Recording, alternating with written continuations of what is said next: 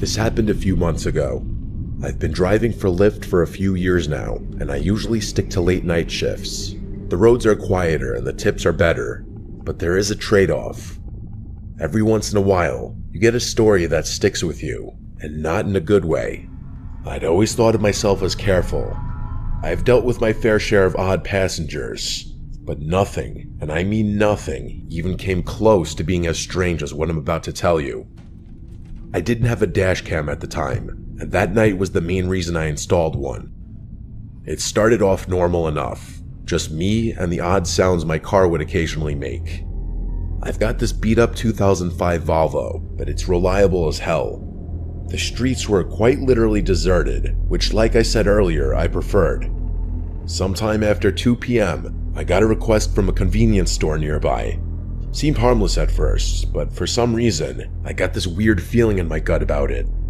You ever get that feeling like something's off, but you can't explain why? That's exactly what hit me as I drove up. Before I even saw the guy, I figured out why I was getting that gut feeling. The convenience store I was pulling up to was closed, all the lights were off, and there was not a single car in the lot. As I pulled closer, I saw him. I made sure to drive pretty slowly so I could get a good look at him. He was pacing outside the store, wearing this ratty hoodie that looked like it hadn't seen a washing machine in years. I'm not kidding about that. There was literally a hole in the sleeve. His movements were jerky, like he couldn't stand still, and he kept glancing over his shoulder like he thought someone was after him. If I had to guess, he was on something. I probably should have just canceled the ride and driven away. I even hovered my finger over the cancel button, but I didn't for whatever reason. I unlocked the doors, and he slid into the back seat without a word. I regretted my decision the moment I took my foot off the brake. Most people either scroll on their phones or stare out the window, but not him. He just sat there, staring at me through the rearview mirror, not blinking, not looking away, just staring directly at me. I tried not to stare back, but I couldn't help but catch his eye a couple of times. He looked kind of angry, which was also pretty unsettling. I tried to ignore him and turned on the radio to break the silence. I don't even remember which station I clicked on, but the moment the music started playing, he snapped at me to turn it off. His voice was deep and a little raspy, and I could tell he was a smoker right away. That kinda caught me off guard, and I jerked the steering wheel a little bit. I resisted the urge to look at him in the mirror and just did as he said, gripping the wheel a little tighter. I didn't say anything, and we drove in silence for a while. I thought maybe he'd just sit there quietly until we got to his stop. That's what I was hoping for, at least. But then he spoke. I remember the conversation like it was yesterday. He asked me if I ever picked up someone I shouldn't have. That question hit me like a brick. I let out this awkward laugh and said, "Well, I hope not." I was trying to keep it light, but he didn't react. He just leaned back and muttered something to himself that I couldn't hear. Then he started going on about how he used to be an Uber driver and he quit because some punks stole some stuff from his car. He was slurring his words a bit, so I couldn't make out everything he said, but I got the gist of the story for the most part. I looked in the mirror once or twice while he was telling me the story, and I realized he was smiling the whole time, which was incredibly unsettling. A normal person wouldn't smile talking about something like that.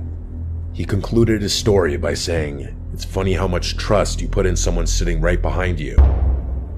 That comment was what did it for me. I started thinking about him as more of a threat than just a crazy drug addict. Unfortunately, there wasn't much I could do about it. I felt my pulse speed up. I kept my eyes on the road, but my mind was spinning. I glanced at the GPS, focusing on the destination like it was some kind of lifeline, but the guy did not know when to stop talking. He kept babbling about nonsense, some of it concerning and some of it just gibberish. I honestly couldn't keep up. Eventually, he started apologizing to someone, although I don't think it was me. He began insinuating that he had just done something awful and that he was a bad person. He kept saying, "I didn't mean it," repeatedly, followed by a few frantic "I'm sorries." I didn't respond, worried that he'd do something if I did. I didn't know what he'd done or what he was capable of, but I wasn't about to find out. We were only a few minutes from his stop when he snapped out of his muttering haze and yelled at me that I had missed the turn. I didn't miss it. The GPS clearly showed we were on track, but I slammed on the brakes anyway, mostly out of fear. He demanded that I pull over, so that's what I did. My hands were shaking at that point. I just wanted the nightmare to be over. As soon as I shifted into park, headlights appeared behind us. It was a police car. I said a silent prayer and watched as it crept down the road, its spotlight briefly sweeping over my car. The guy in my back seat slouched down like he was trying to stay out of sight. I turned my head and saw him lying almost perfectly flat on my back seat with his eyes closed. I whipped my head back around before he saw me, trying to keep my breathing steady. He stayed in that position for a really uncomfortable amount of time. I wanted to ask him to leave, but decided against it. Eventually, he lifted his head and told me I had gotten lucky. Before I had a chance to do anything, he opened my car door and disappeared. I ended up calling my shift short after that. I was shaken up and didn't feel like driving around anymore. It wasn't until a few weeks later that I came across something on my phone that proved how dangerous of a situation I had been in. According to a news article, a convenience store had been robbed on the night I picked up that passenger. It was 2 blocks from where I had picked that guy up. It makes me sick knowing I was inches away from a dangerous criminal who could have harmed me if he had chosen to. I'm a little scared to contact the police about this. I try to avoid law enforcement for various personal reasons I won't get into. I'm not really sure if my report would even help. Either way, I'm much more cautious about who I let in my car.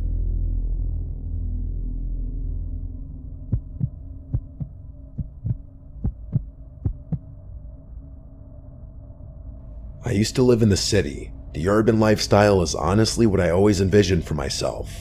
I'm not going to get into it, but after an extremely traumatic experience, I couldn't bear even the smallest noises. I began to hate noise in general. My psychiatrist told me I had developed a rare case of phonophobia, so that pins and needles feeling you get when your foot falls asleep. It's kind of like that, but in my chest, always there, like my body was bracing for something that wasn't coming. Every car horn or slamming door felt like a jolt straight to my nerves. I couldn't keep living like that. About 3 years ago, I found a cabin buried deep in the Pacific Northwest. I don't want to say exactly where it was for reasons you'll soon understand, but all I'll say is that it was somewhere in Oregon. It seemed perfect. Very few neighbors, no traffic, barely any cell service. What really sold me on it, though, was the lack of noise. It was just me and the peace and quiet. For the first time in months, I thought I might actually feel safe. The cabin itself was small but cozy. To be fair, it was exactly what the listing had promised.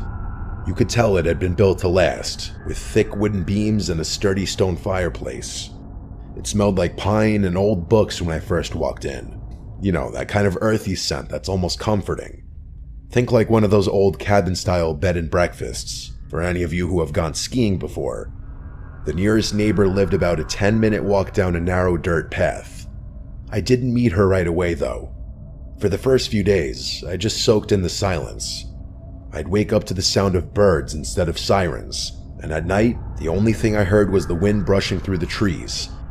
It was like the whole world had pressed pause, and I could finally breathe again. I did all my work from my laptop, so there really was no need for me to connect with the outside world beyond that. About a week after I moved in, there was a knock at the door. The cabin obviously had no doorbell, so those knocks were something I'd have to get used to. I opened the door, expecting it to be my neighbor, and it was. It was a moderately old woman carrying a basket of preserves like she just stepped out of a Hallmark movie. She introduced herself as Michelle and told me she lived about 10 minutes down the trail, which didn't sound far at all until you factored in how dense the woods were. I mean, you could get turned around in there just looking for firewood. She was in her late 60s with oddly long gray hair and these piercing blue eyes that made you feel like she could see right through you. She wasn't rude exactly, more like blunt. She welcomed me to the woods and extended the basket toward me like she was expecting me to take it. I didn't really have much of a choice. She was practically shoving it in my face. I know it sounds hospitable, but her vibe seemed a little off, if that makes any sense. I grabbed it impulsively, But I admit, I had never been treated that way by a neighbor before. It wasn't anything crazy, but it wasn't something I was used to. I thanked her as I took the basket, and she looked at me like she was expecting me to say something else. I honestly didn't know what else to say, so I just smiled. She kept staring at me awkwardly, which confirmed my suspicion that this woman didn't interact with a lot of people. Eventually, she spoke. She said, and these were her exact words, which I'll never forget, "Always keep your lanterns full, your windows shut tight, and your wits sharper than your axe." It wasn't something a normal person would say to someone else. It was like she was reciting from a rule book. It honestly sounded more like a warning than advice. I nodded, smiled, and turned to go back inside. After shutting the door, I stood there in silence, waiting to hear her footsteps walk away. She didn't walk away for a good 45 seconds, which was probably the strangest part about the whole interaction. Despite the weird vibe, I did appreciate her kindness. She seemed reclusive, but not unfriendly, the kind of person who'd help you if you asked, but wouldn't go out of her way to pry. I told myself it was nice to know someone was close by, even if I didn't plan on needing her. I didn't even bother looking in the basket. I just set it down in the living room and forgot about it. There was a thunderstorm that night, which is extremely rare for Oregon, but it does happen. I lit a few candles and curled up on the couch with a book, trying to ignore the fact that the power was flickering every few minutes. Some of you might find that kind of isolation scary, but I actually loved it. For some reason, my brain wasn't freaked out by the natural sounds of the thunderstorm. It was actually that specific storm which gave me that realization. I listened intently to everything outside, and it was, dare I say, soothing. But of course, that peaceful feeling didn't last. A few hours after the storm started, there was a knock at the door that nearly made me jump out of my skin. I say knock, but it was really more of a banging. It was loud and definitely not natural, like whoever it was didn't care that it was pouring outside. My heart started pounding, and I began to feel that god-awful tingly sensation in my chest. After hesitating for a few seconds, I grabbed a flashlight and got up to check who it was. I looked through the little glass window pane next to the door. It was Michelle, soaked to the bone and clutching a flashlight. I opened the door, and she spoke before I even had a chance to greet her. She blurted out that she saw someone near my woodpile and that I should know about it. I was beyond confused, but her words were incredibly concerning, and that took precedence. I stepped out onto the porch, shining my flashlight into the rain, but I couldn't see anything but trees. I asked her if she was sure, and she nodded. Her eyes kept darting to the woods like she was expecting someone to emerge from it any second. The whole thing was pretty freaky. I kept looking around, but there wasn't much I could make out between the darkness and the chaos of the storm. Before I could say anything else, she told me to be careful and began walking away without waiting for a response. I watched her head back down the path toward her cabin, clearly unfazed by the pouring rain. I stood there until the glow of the flashlight disappeared out of sight, and then I went back inside. The literal second I shut the door, I realized her story was riddled with holes. How could she have seen someone near my woodpile if her house was 10 minutes away? She must have been on my property to begin with. Why the hell would she be snooping around my cabin during a thunderstorm? Was she lying? It didn't sit right with me, but marching over to her house in the middle of a thunderstorm was the last thing I was going to do. Still, I had to do something. I locked up the cabin as securely as I could and sat in my room, listening. The storm started to die down after a while, but I still felt pretty uneasy. A few more hours passed without incident, so I decided that it was probably safe to go to sleep. I can't remember exactly what time it was, but sometime after midnight, I woke up to the sound of a branch snapping just outside my bedroom window. I'm a really light sleeper, so I was 100% positive it was a branch snapping and not something else. I froze in place for a few tense seconds, listening. Eventually, I crept to the window, half hoping I wouldn't see anything. At first, I didn't, but then I spotted her. Michelle. She was standing at the edge of the woods, her body angled away from my house. I could tell it was her because her hair was so long and disheveled. I strained to make out more, but being as there was only moonlight to help me see, it was no use. I saw her beginning to turn around, so I ducked beneath the window before she could catch me looking at her. I stayed crouched there for what felt like forever. When I finally mustered the courage to peek again, she was gone. I genuinely didn't know what to do. I hadn't exactly pegged her as dangerous, just weird. But at that point, I was having second thoughts. It didn't make sense. Why would she try and warn me earlier if she was the one poking around? I didn't sleep for hours. I was pretty dead set on just staying up until sunrise. A few hours passed, and I was starting to get tired. As I finally began letting my guard down, there was a knock at the door. It wasn't like the banging from earlier. It was actually kind of quiet. Still, I wasn't going to get up under any circumstances. The pins and needles started up again as I quietly made my way over to the door. I took an inconspicuous glance through the pane and froze in horror. It wasn't Michelle. It was a burly-looking bald guy with a thick beard. I had to fight every bone in my body not to yell out in fear. The situation instantly went from a 6 to a 10. As quietly as I could, I retreated to my bathroom, locked the door, and called the police. As I was on the phone with them, I started to hear banging on the front door, like someone was repeatedly smashing it with a heavy object.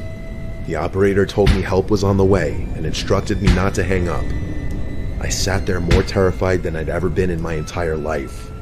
Eventually, the front door gave way, and I heard it crash open. I genuinely thought I was going to die. That man, whoever he was, started smashing things in my cabin. At least, that's what it sounded like.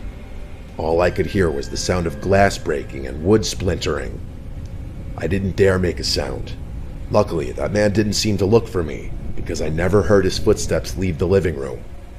Eventually, the smashing sound stopped, and I was sitting in complete silence again. I had been fighting off a panic attack the whole time. To my surprise, the police actually arrived pretty quickly, but not soon enough to catch that guy in the act. He was long gone. I pleaded with the officers to help me out, but they were downright useless. They did a pathetic search of the surrounding property, but that was it.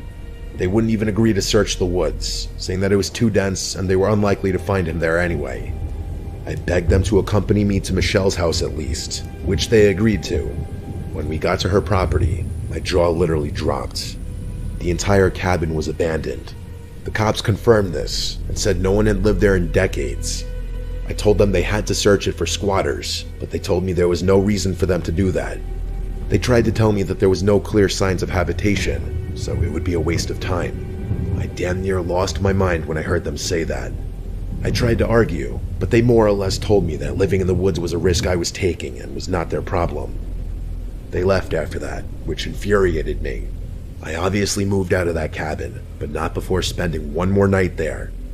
It was awful, but I made it through without anything happening. Things have been good for me since then, but I still constantly think about this experience. Some of my superstitious friends have theorized that Michelle was actually a spirit that was trying to protect me, and that she was really just trying to watch over my property for whatever reason. I don't believe in the paranormal, so I think it's much more likely that two people, her and that man, had been squatting in that abandoned cabin. I just still don't understand why they decided to target me, or why Michelle would bother to warn me if she were planning on breaking into my house. I don't think I'll ever know.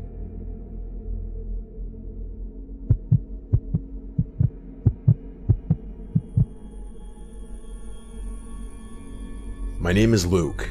My girlfriend Catherine and I met 3 years ago as freshmen in college. We go to Stanford, which has been my dream school since I was like 8. Neither of us are from California. Pretty far from it, actually. We're both from Ohio, her from Cincinnati, and me just outside Columbus. I think that's a big reason we were so attracted to each other. I think people from similar areas are naturally drawn to each other for whatever reason. Stanford's not a huge school, but most of the student body is originally from California, so us being from the Midwest definitely differentiates us. One of the traditions we've created is how we split Christmas between our families. Catherine's popular amongst my relatives, so her presence is always appreciated and welcomed, damn near expected at this point. Since her house is just a 2-hour drive from mine, we decided early on to spend Christmas Eve with my family, who celebrates Christmas Eve night, and then drive through the night to her house for Christmas Day. Until I met her, I didn't realize that most families celebrate Christmas the day of, not the night before. Oddly enough, my favorite part of the holiday isn't Christmas Eve or Christmas Day though. It's that late night drive. It's become its own little tradition, something we both look forward to every year. The first time we did it still remains one of my favorite memories with her. Because of where I live, the quickest route from my house to hers doesn't take us on a major highway. Most of the route is quiet back roads, just fields, trees, and the occasional distant farmhouse. It's always really late at night when we do it, so in combination with the secluded route, we rarely encounter any other cars. It feels like the world is asleep, and we have it all to ourselves. Don't laugh, but we always blast Juice WRLD during the drive. His music has been a shared obsession since we met. I know his music is a little cringy, but something about singing the lyrics together is really special. It's like we're in sync. This past Christmas Eve started like any other. After a wholesome night with my entire extended family, we packed up my car around midnight and hit the road. The snow was falling lightly, and the roads were deserted as expected. With the music and heat cranked up, everything felt perfect. That all changed in an instant though. What I'm about to describe to you is still one of the most unsettling things I've ever experienced. Probably the most unsettling thing. I was driving along when the music was interrupted by my phone ringing. I glanced down, a little irritated that I'd be getting a call this late. It was an unknown number. I ignored it without thinking. Probably a scam call. Those things are constant these days. Catherine made a joke about how committed those call center guys must be making calls on Christmas. I laughed in agreement, and that was that. But then, a few minutes later, my phone rang a second time.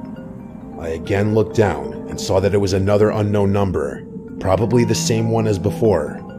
I sighed, irritated, but let it go to voicemail. Catherine glanced at me and raised her eyebrow, but didn't say anything. I tilted my phone towards her to show her that it was an unknown number, and she said, "That's so weird," with a confused look. I didn't respond. Instead, just shrugged my shoulders. The music eventually resumed, and I tried to take my mind off the phone calls. But of course, not 2 minutes later, my phone rang again. I was pissed at that point, cursing under my breath as I fumbled wildly for my phone. I snatched it from the console and swiped aggressively across the screen, ready to tell whoever it was to screw off for spamming my phone. I could tell I startled Catherine, as her body tensed up with my sudden movements.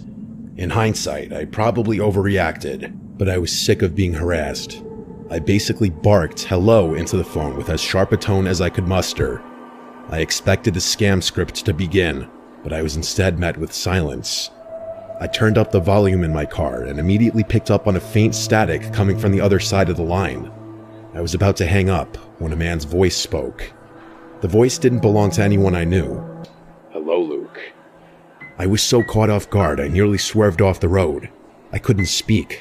I felt my whole body starting to itch, which always happens to me when I'm nervous. Before I could respond, the man continued.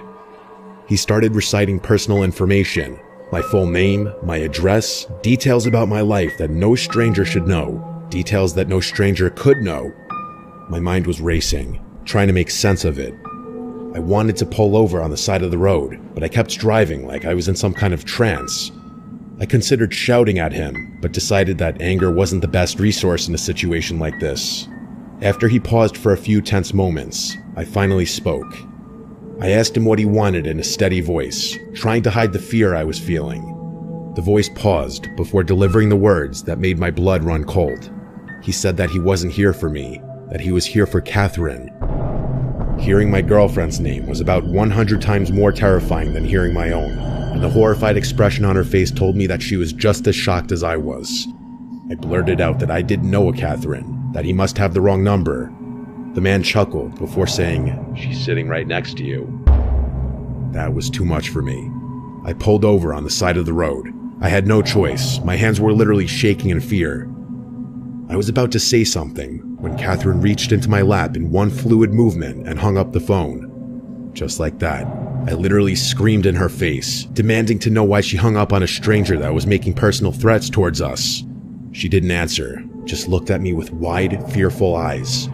I desperately tried to call the number back, once, twice, 3 times, but it never went through. Catherine told me to keep driving, which I ultimately did, but not before questioning her.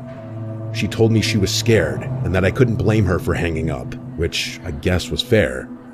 I drove off in silence, but I still couldn't understand why she'd hang up the phone. I don't know whether I was more furious or afraid.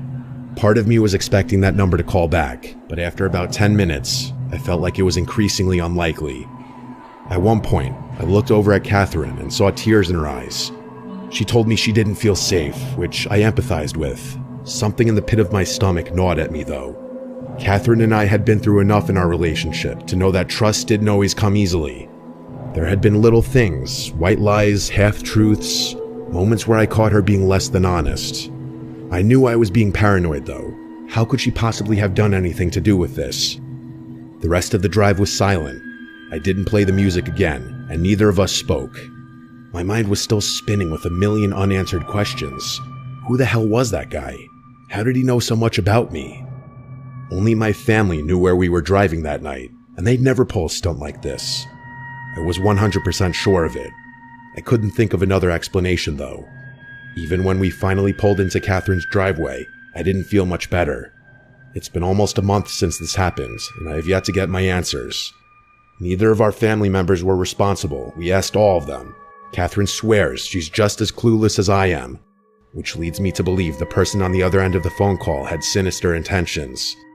You might think I'm overreacting to a harmless prank, but I'm telling you, other than our family members, there are no people on earth who knew Catherine and I would be driving that night. I've been really tense ever since. I can't help but brace myself every time my phone rings. I know he's going to call me again eventually. It's just a matter of time.